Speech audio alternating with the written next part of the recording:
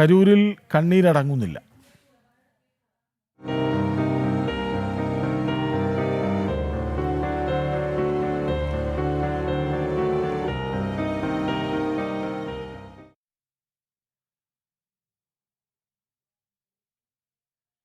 കരൂരിൽ വീണ്ടും അറസ്റ്റ്. ടി.വി.കെ നേതാവ് പൗൺരാജാണ് അറസ്റ്റിലായത്.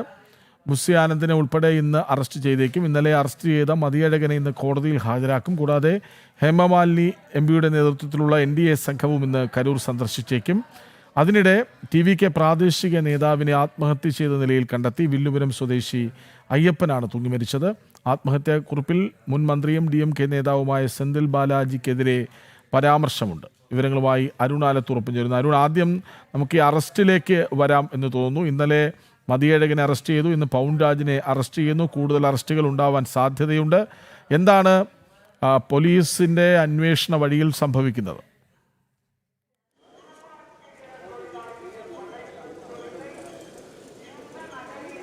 കൃഷ്ണരാജ്, ഈ കരൂരിലെ അപകടവുമായി ബന്ധപ്പെട്ട് പോലീസ് കൂടുതൽ അറസ്റ്റിലേക്ക് കടക്കുന്നു എന്നുള്ളത് തന്നെയാണ്.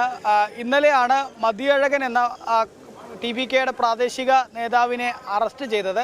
ഇന്നിപ്പോൾ രാവിലെ മറ്റൊരു നേതാവിൻ്റെ കൂടെ അറസ്റ്റ് രേഖപ്പെടുത്തിയിരിക്കുകയാണ്. പൗൺരാജ് എന്ന ടി.വി.കെ പ്രവർത്തകൻ്റെ അറസ്റ്റാണ് ഇപ്പോൾ രേഖപ്പെടുത്തിയിരിക്കുന്നത്. ഈ കാണുന്ന ടൗൺ പോലീസാണ് ഇപ്പോൾ ഈ പൗൺരാജിനെ അറസ്റ്റ് ചെയ്തിരിക്കുന്നത്. ഇപ്പോൾ ഈ ഒരു സംഭവത്തിൽ അപകടത്തിൽ അറസ്റ്റ് രണ്ടായിരിക്കുകയാണ്. ഇനി മുസ്സി ആനന്ദ് ഉൾപ്പെടെയുള്ള നേതാക്കളുടെ അറസ്റ്റും ഉടൻ ഉണ്ടാവാനുള്ള ഒരു സാധ്യതയാണ് കാണുന്നത്.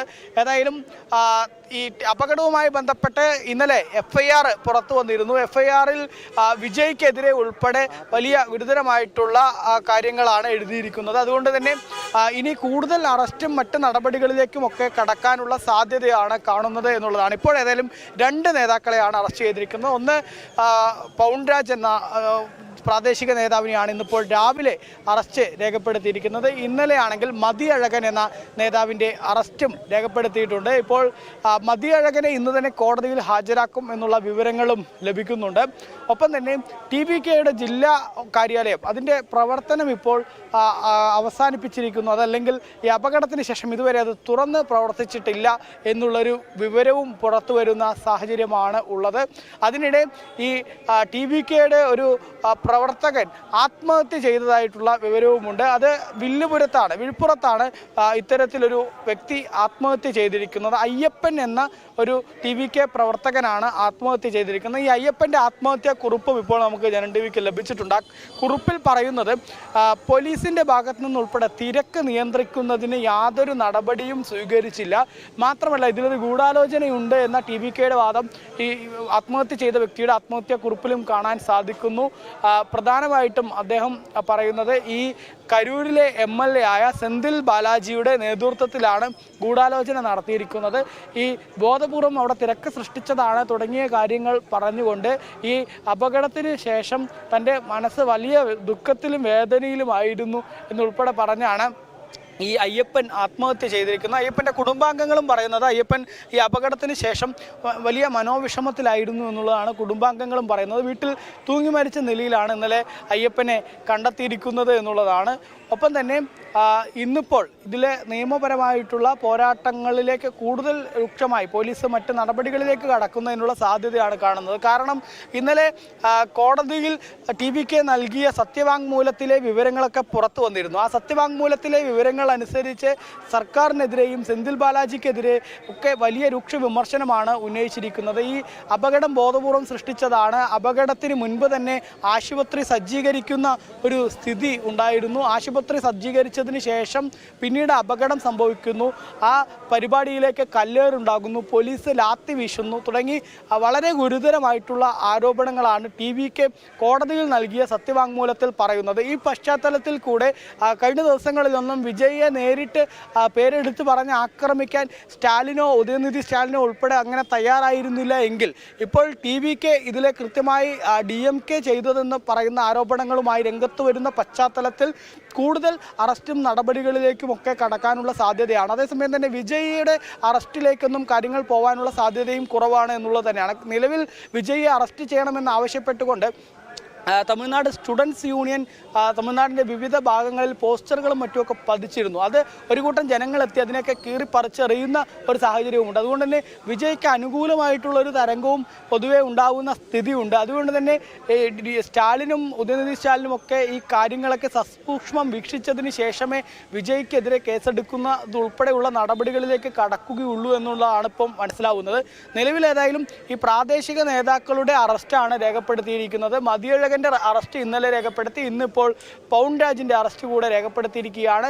ഇനി വരും മണിക്കൂറുകളിൽ കൂടുതൽ അറസ്റ്റ് ഉണ്ടാവാനുള്ള സാധ്യതയാണ് കാണുന്നത്. ബുസ്സി ആനന്ദ് ഉൾപ്പെടെയുള്ള നേതാക്കളുടെ അറസ്റ്റിലേക്ക് പോലീസ് കടക്കാനുള്ള സാധ്യതയാണ് കാണുന്നത്. ഇന്നിപ്പോൾ NDA സംഘം അവിടേക്ക് വരാൻ സാധ്യതയുണ്ടല്ലോ, ഹേമമാലിനിയുടെ നേതൃത്വത്തിലുള്ള സംഘം അതുകൂടി.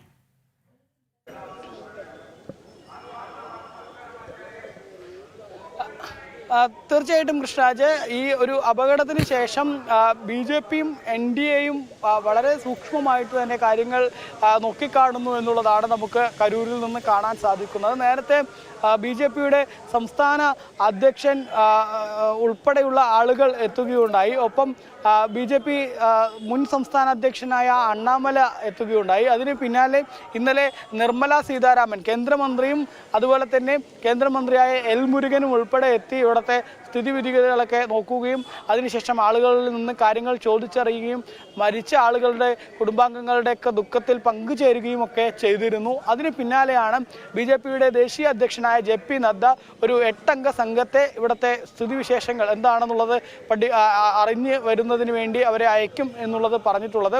ഏതായാലും ഹേമമാലിനി MP-യുടെ നേതൃത്വത്തിലാണ് ആ 8 അംഗ സംഘം വരുന്നത്.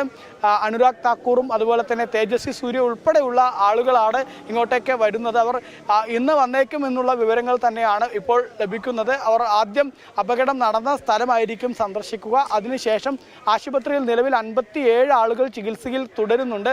അവരെയും സന്ദർശിച്ച് അപകടമുണ്ടായതിൻ്റെ കാര്യകാരണങ്ങൾ എങ്ങനെയായിരുന്നു തുടങ്ങിയ കാര്യങ്ങളൊക്കെ അവരിൽ നിന്ന് ചോദിച്ചറിയുമെന്നുള്ളതാണ് മനസ്സിലാക്കാൻ സാധിക്കുന്നത്. അതിനുശേഷം അവർ മരിച്ച ആളുകളുടെ കുടുംബാംഗങ്ങളെ നേരിട്ട് കണ്ട് അവരുടെ ദുഃഖത്തിൽ പങ്കുചേരുകയും അവരിൽ നിന്നും കാര്യങ്ങൾ ചോദിച്ചറിയുകയും ഒക്കെ ചെയ്യും എന്നുള്ളതാണ് മനസ്സിലാക്കാൻ സാധിക്കുന്നത്. ഏതായാലും ഇന്ന് 8 അംഗ സംഘം ഹേമമാലിനിയുടെ MP-യുടെ നേതൃത്വത്തിലുള്ള 8 അംഗ സംഘമാണ് കരൂർ സന്ദർശിക്കുമെന്നുള്ള വിവരം ലഭിക്കുന്നത്.